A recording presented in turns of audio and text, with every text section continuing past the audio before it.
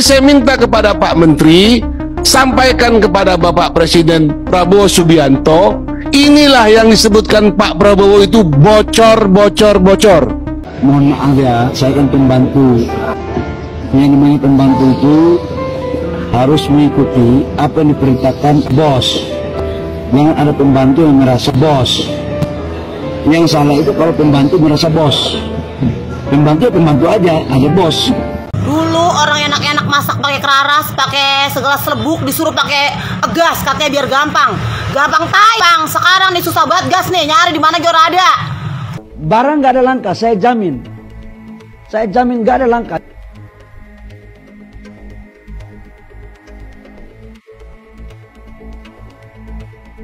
Ini ada tapi kita nggak boleh beli ya. Buat apa ya? Ibu, Ya. ibu jangan sembarangan. Ini kita ada tapi kita nggak boleh beli, Pak. Bagaimana, Pak? Ibu, bukan Lah terus ini buat apa, Bu? Ini buat apa? Ya punya orang diapain? Dijual kan? nggak apa-apa. Intinya, Iya. udah punya orang. Kalau zaman sekarang, orang masih menghafal Al-Quran, itu manfaatnya apa? Halo, Assalamualaikum warahmatullahi wabarakatuh. Apa kabar Sobat Henrys? Semoga Sobat Henrys dimanapun berada tetap sehat, tetap semangat. Seperti biasa Sobat Henrys, welcome back to my YouTube channel Henrys Media. Sobat Henrys, ada beberapa hal yang ingin kita bahas di video kali ini terkait dengan isu terkini yang diduga banyak masyarakat, banyak netizen untuk pengalihan isu pagar laut Tangerang, Banten yang viral kemarin. Apa itu Sobat Henrys? Disimak sampai selesai ya. Tapi bagi kalian yang baru mampir ke channel YouTube Henrys Media ini, jangan lupa ya support channel ini dengan tekan tombol subscribe di bawah, like, komen, dan juga share ke media sosial Sobat Henrys semua. Oke? Thank you so much. Sobat Henrys, pagar laut Tangerang terus tuai polemik. Baru-baru ini terjadi bentrokan gitu ya antara masyarakat dengan diduga preman bayaran dari pihak aguan. Ya, itu ramai banget sampai nyaris baku hantam guys ya. Dan ini bergejolak. Dan ternyata gejolak pagar laut ini tidak hanya di Tangerang, Banten, tapi juga mulai menyusul di daerah-daerah lain di Indonesia. Nah, karena ini terus menjadi perhatian publik, ya, ada upaya, ada beberapa hal itu untuk diduga untuk pengalihan isu. Pertama, yang lagi panas-panasnya adalah tentang kebijakan Menteri Bahlil yang melarang pengecer untuk menjual gas LPG. Dan ini tuai polemik, ada yang pro, ada yang kontra. Menyangkut dengan LPG yang sekarang lagi kelangkaan, Bapak Ibu semua, ini juga ada di Rut Pertamina dan Patra Niaga yang sekarang lagi terjadi di masyarakat. Kita ini sekarang lagi menata tentang pola distribusi penjualan LPG. Bapak-bapak semua sudah tahu bahwa dalam APBN 87 triliun alokasi negara yang dialokasikan untuk subsidi LPG. Harapannya adalah LPG ini betul-betul tepat sasaran. Teman-teman Pertamina dan Kementerian SDM, saya mempelajari betul, sudah bekerja maksimal. Dari agen, dari Pertamina masuk ke agen masuk ke pangkalan. Pangkalan baru masuk ke pengencer. Kalau dari agen ke pangkalan, itu masih bisa dikontrol secara teknologi. Berapa yang dijual, harganya berapa, itu masih clear. Karena diingat bahwa per kilogram LPG, itu subsidi kita kurang lebih sekitar 12.000. Satu tabung kilogram LPG, itu minimal subsidi kita Rp36.000. Ini biar kita tahu betul. Dan harga yang ke masyarakat itu paling besar sekitar Rp5.000. Tapi apa yang terjadi?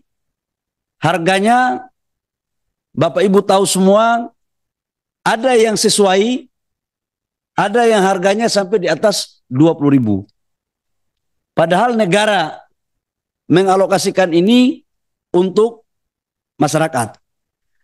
Pasti banyak pertanyaan kenapa terjadi sekarang ada dinamika. Jadi sekarang kita dorong agar yang pengencer ini kita akan naikkan statusnya. Tadinya mereka menjadi pangkalan. Tetapi syaratnya terlalu besar yang disyaratkan oleh Pertamina. Maka tadi rapat di kantor ini juga dengan teman-teman Pertamina dalam kurun waktu beberapa menit sebelum kita rapat, kita membuat kesimpulan agar pengencer ini menjadi sub pangkalan. Tujuannya apa Bapak Ibu semua? Agar LPG yang dijual itu betul-betul harganya masih terkontrol karena itu lewat aplikasi. Agar betul-betul masyarakat bisa mendapatkan LPG dengan baik dan kemudian juga dengan harga yang terjangkau. Memang perubahan aturan ini pasti butuh penyesuaian. Pasti butuh penyesuaian dalam waktu yang ada. Tapi kami pingin untuk supaya lebih cepat. Kami tidak bermaksud sama sekali untuk membuat masyarakat kita seolah-olah atau merasa sulit mendapatkan LPG. Dan tidak ada pengurangan volume dan tidak ada pengurangan subsidi. Ini cuma persoalan perubahan sedikit saja. Tapi insya Allah kalau ada masukan dari Bapak Ibu anggota Dewan yang terhormat, dengan senang hati kami akan mencoba untuk memperbaiki atau menyempurnakan apa yang telah menjadi kebijakan kami dengan Pertamina. Jadi saya minta kepada Pak Menteri, sampaikan kepada Bapak Presiden Prabowo Subianto, inilah yang disebutkan Pak Prabowo itu bocor. Jadi harus tindak tegas Pak. Kalau tidak Kapolri dan Panglima TNI nggak selesai barang ini. Apapun namanya, illegal drilling, illegal mining, illegal tipping, apalagi Presiden harus turun tangan. Yang pertama terkait dengan statement bahwa adanya penghapusan pengecer, yang ini yang jadi miskomunikasi masyarakat sehingga menyebabkan panik buying kepada masyarakat, bahwa isu penghapusan pengecer ini salah diterjemahkan, dan kami juga tidak sependapat kalau pengecer ini kita hapuskan. Tetapi kami sependapat dengan apa yang disampaikan oleh Pak Menteri. Pengecer ini kita rubah namanya menjadi subpangkalan. Artinya adalah masyarakat penerima manfaat subsidi masih tetap bisa melakukan pembelian LPG 3 kg ini melalui pengecer. Jadi pasarnya tidak bebas di tingkat pengecer. Itu maksudnya Pak Menteri. Setuju kami Pak Menteri. Yang kedua, kami tidak setuju Pak Menteri. Ada LPG 3 kg yang warna pink itu bertuliskan non subsidi. Kami minta itu segera dicabut. Karena masyarakat di bawah ini bingung. Ada warna pink, ada warna melon. Kalau warna melon ini subsidi, warna pink ini non subsidi. Harganya jauh Pak Menteri. Kalau yang non subsidi ini 42.000 3 kilo. Kalau yang subsidi ini harga eceran tertingginya hanya 18.000 sekian. Pak Menteri ini kan lahirnya di Papua Pak Menteri, di lokasi yang tidak ada internet. Mungkin sama kayak tempat saya.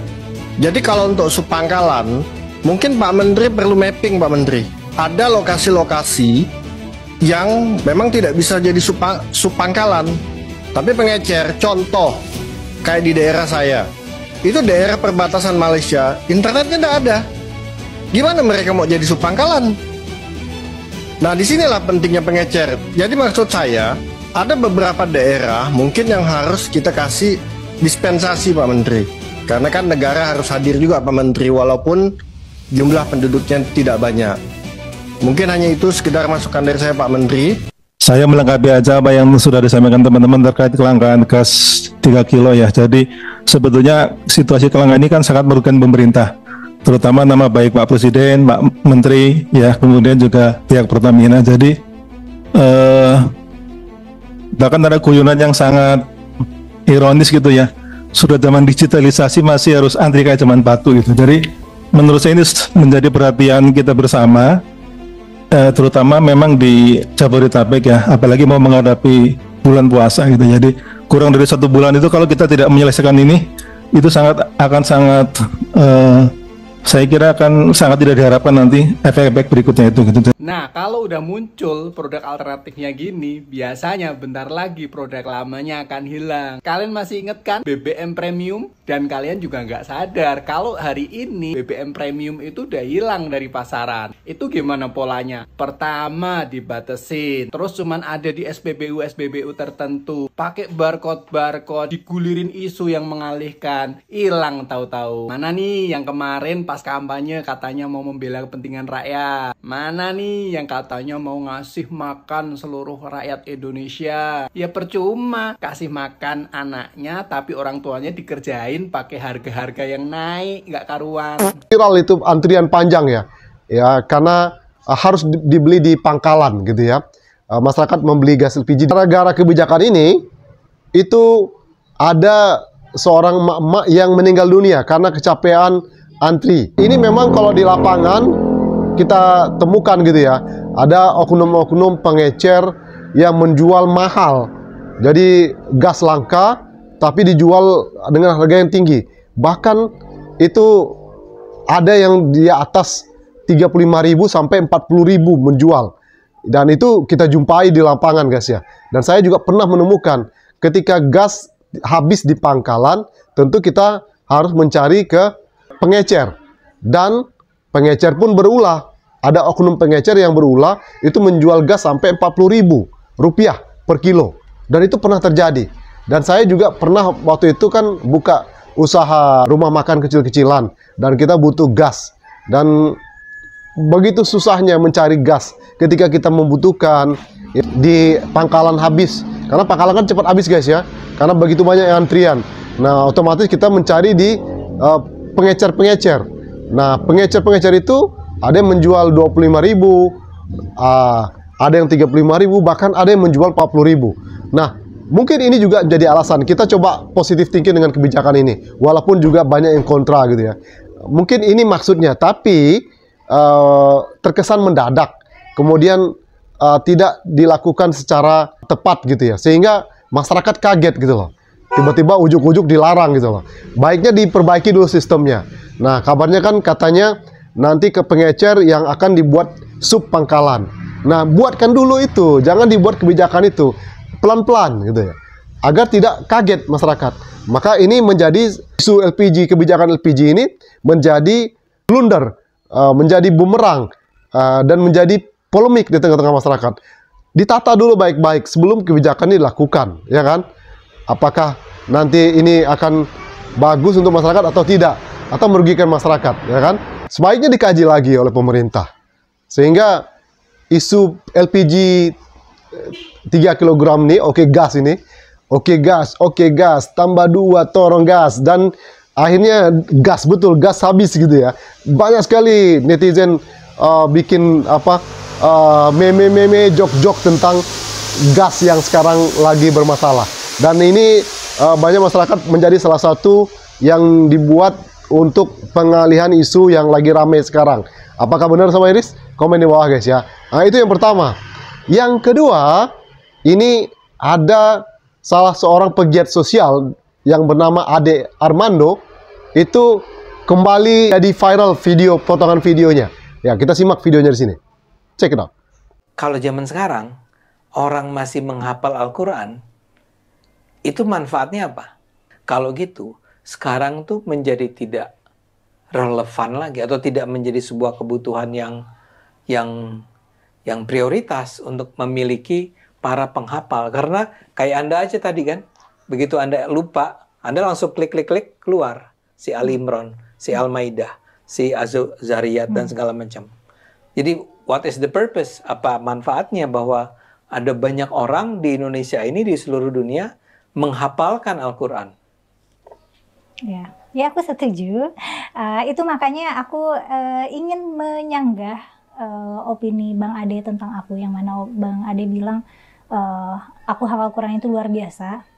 Karena bagiku jadinya itu biasa aja, karena tidak ada manfaatnya. Nah, sudah lama tidak ada kabarnya Ade Armando. Setelah beberapa waktu yang lalu kan rame ya, pas demo mahasiswa dia dilepaskan bajunya gitu ya, dikeroyok sama mahasiswa waktu itu ya. Dan sekarang muncul lagi Ade Armando ini. Ade Armando ini dengan statement-statementnya yang tuai kontroversi tentang penghafal Al-Quran, apa manfaatnya. Ini kan, wow, ini sangat-sangat tidak tepat, sangat-sangat tidak tepat sekali gitu loh. Ya, sementara itu kita pingin anak-anak kita, keluarga kita bisa menghafal Al-Quran.